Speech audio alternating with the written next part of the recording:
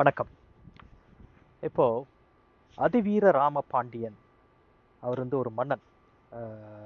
கொற்கை நகரத்தை ஆட்சி புரிந்தவர். அவர் ஒரு மிகச்சிறந்த ஒரு கவிஞர். அஹ், சிறந்த நூல் ஒன்று எழுதியிருக்கிறாரு. அதன் பெயர் வெற்றி வேர்க்கை. அதை வெற்றி வேர்க்கைன்னு சொல்றாங்க, நருந்தொகை அப்படின்னு சொல்றாங்க. இந்த வெற்றி வேர்க்கையில ரொம்ப சிறப்பான அருமையான பாடல்கள் நிறைய எழுதியிருக்காரு நம்ம அதிவீர ராம பாண்டியர். அதுல இருந்து நான் ஒரே ஒரு ரெண்டு பாடல், ஒரு ஒரு ஒரு ஒரு தலைப்பை குறித்து அவரால் எழுதப்பட்ட, அவர் எழுதிய, திரு அதிவீரராம பாண்டியர் எழுதிய இரண்டு பாடல்கள் சொல்றேன்.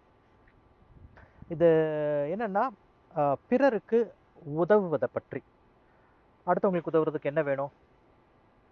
காசு வேணும், பணம் வேணும், பொருள் வேண்டும் இல்ல? ஆனால் பணம் மட்டும் போதுமா? இவர் என்ன சொல்றாருன்னா, பணம் இல்லாம இருந்தா கூட பரவாயில்லை, பொருள் நம்மள்ட்ட போதிய அளவு பொருள் இல்லாமல் இருந்தால் கூட பரவாயில்லை, பிறருக்கு உதவ வேண்டும் என்ற மனம் இருக்க வேண்டும் அப்படின்றத ரொம்ப சிறப்பா இந்த சிறிய பாடல்கள் தான், ரெண்டே ரெண்டு பாடல்கள் சொல்றாரு. இதுல முதல் பாடல் என்னன்னா, இந்த ஆலம் விதை அது இருக்குது இல்லையா, அந்த ஆலமரம், அந்த ஆலமரத்துடைய விதை, அந்த விதை வந்து ஒரு தெளிந்த நீர்ல இருக்கிற சின்ன மீன், அந்த மீனுடைய வயிற்றில் இருக்கும் அந்த இந்த கருவில் இருக்கும் அந்த ஒரு சின்ன முட்டை, அந்த காட்டிலும் சின்னதா தான் இருக்கும். எப்படி ஒரு ஒரு சின்ன மீன், அந்த சின்ன மீனுடைய கருவில் இருக்கும் அந்த சின்ன முட்டையை காட்டிலும் சிறிய, அதுதான் அந்த ஆலம் விதை. அப்படி இருந்தாலும் அது வளர்ந்து யாருக்கு நிழல் கொடுக்குது? அது வந்து மிகப்பெரிய ஒரு படையை பொருந்திய ஒரு மன்னன். அவன் வந்து தன்னுடைய யானைப்படை, குதிரைப்படை, தேர்ப்படை, காலாட்படை, இவங்க எல்லாத்தோட கூட்டிட்டு வந்து அவனால, அந்த ஒரு மன்னனால என்னது, அந்த ஆலமரத்தின் கீழே உள்ள நிழலில் இளைப்பாற முடியும் அப்படின்னு சொல்றாரு. அதே மாதிரி இப்போ வந்து பனை மரத்தை எடுத்துக்குவோம். பனை மரம் நம்மளுக்கு தெரியும், வானுற வளரும், எவ்வளவு ஓங்கி வளரும், அதனுடைய பழம் எவ்வளவு பெருசா இருக்கும் இல்லையா? ஸோ பழம் பெருசா இருக்கும், அதற்கு உள்ளே இருக்கிற அந்த விதை, அந்த கொட்டை இருக்கு இல்லையா, அது எவ்வளவு பெருசா இருக்கும். அந்த பனை மரத்திலிருந்து, அந்த பனங்கொட்டையிலிருந்து, அந்த விதையிலிருந்து தோன்றும் வளரும் அந்த பனை மரம் எவ்வளவு உயரமா வளரும் இல்லையா?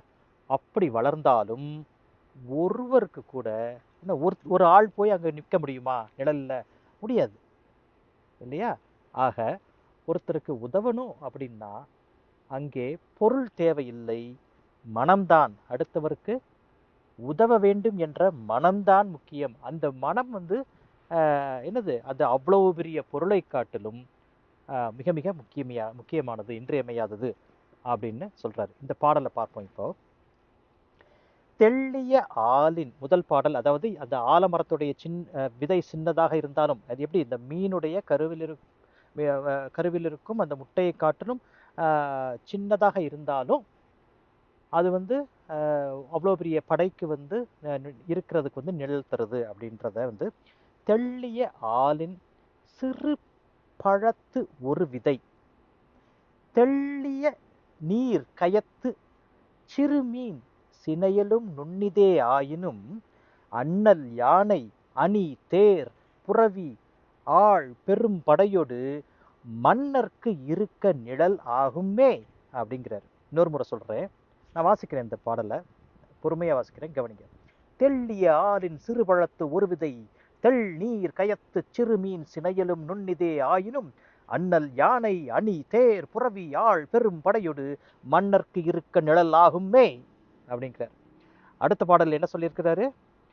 அந்த வானுற ஓங்கி வளரும் பனை மரம், அதுல இருந்து விடும் என்னது, அந்த அந்த பழம் அவ்வளவு பெருசா இருந்தாலும், அதன் உள்ளே இருக்கும் விதை அவ்வளவு பெரிதாக இருந்தாலும், அந்த மரம் வானுற ஓங்கி வளர்ந்து நின்றாலும் ஒருவருக்கு கூட இருக்க நிழல் ஆகாது அப்படிங்கிறாரு.